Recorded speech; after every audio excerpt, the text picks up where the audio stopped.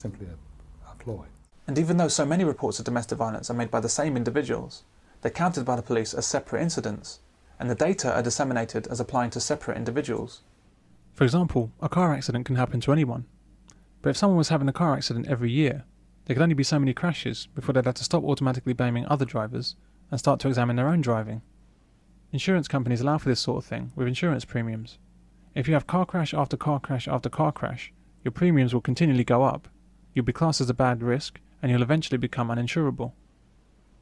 But what do we do about women who repeatedly abuse and involve themselves in abusive relationships? Why, we lock up the men, of course. There's no help for these abusive women, and there's certainly no sanction against their behaviour. Instead of trying to help these women to unlearn their violent and aggressive tendencies, we willfully pretend that domestic violence is only caused by men.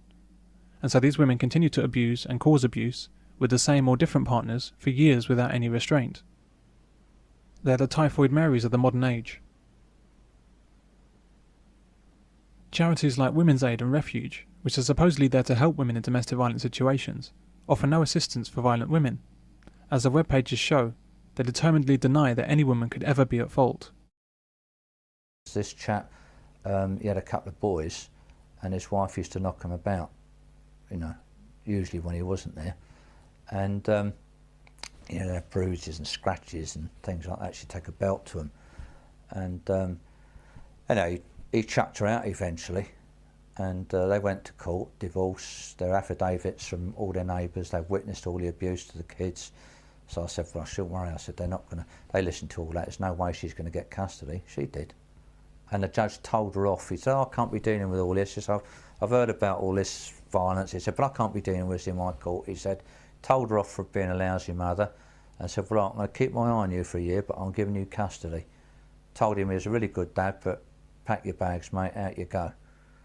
And then he was silent for about 6 months, or the kids were silent for about 6 months, and then at the end of 6 months he finally got them to speak up, and they told him what was going on, and I said to you, he cried during the interview, so I had to stop the camera. And then when he picked himself up again, he said, and the awful thing is, he said, it's all going on, he said, and there's nothing I can do about it. So what the Home Office and Women's Aid are doing, in fact, is really, it's quite violent, it's quite evil, because for their, what I call gender politics, what they're doing is they're making kids suffer as well. All right, they might hate men, so we've got to live with that, but they shouldn't do it with kids. All of this continues because we, as a society, refuse to recognise the enormity of female violence.